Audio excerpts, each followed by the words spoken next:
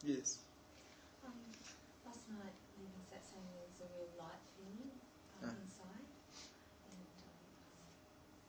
it was there this morning, that lightness inside.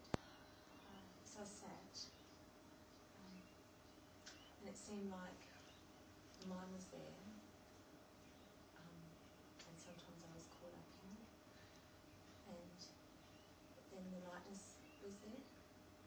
What is there energy that you can, it feels like that's the energy of satsang that's you can take inside? Is that it? I found that after satsangs, generally speaking, there's so much brightness, there's so much light that going to sleep is almost impossible. So I find myself staying up till 1, 2 o'clock in the morning most nights. And that was the same when I was with my teachers. There was just so much light.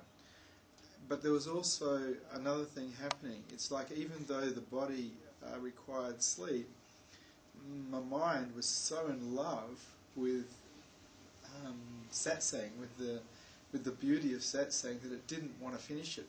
So it would actually support it and stay awake and just sit with that beauty and support that beauty. So I'd find that I'd be sitting up just loving that expanded feeling, that expansion, that light, it's that like beauty. The ocean. The ocean, yeah.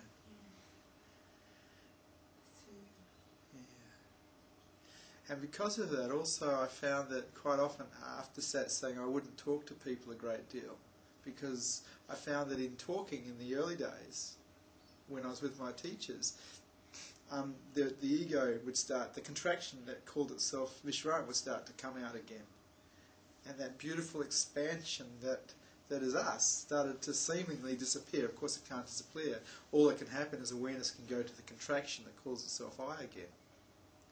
So I actually practiced keeping that back. The mind practiced keeping that contraction back. So having, engaging, but from a more reserved space. And if engaging started to involve losing the background, then the engaging was ceased.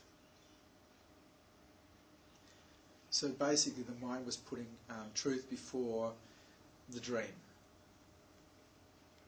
The mind itself was putting truth before the dream.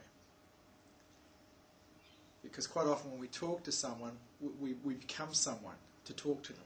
We become whoever we think we are to talk to that person. And there's actually no need.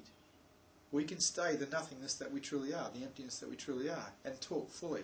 We don't need to become someone. We don't need to be someone to get approval or to have power over, or whatever, for whatever reason. We don't need to do that.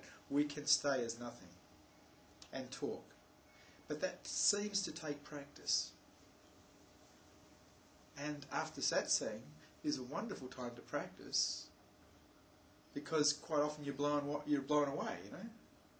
You as an I, you as a contraction up there. There's just space.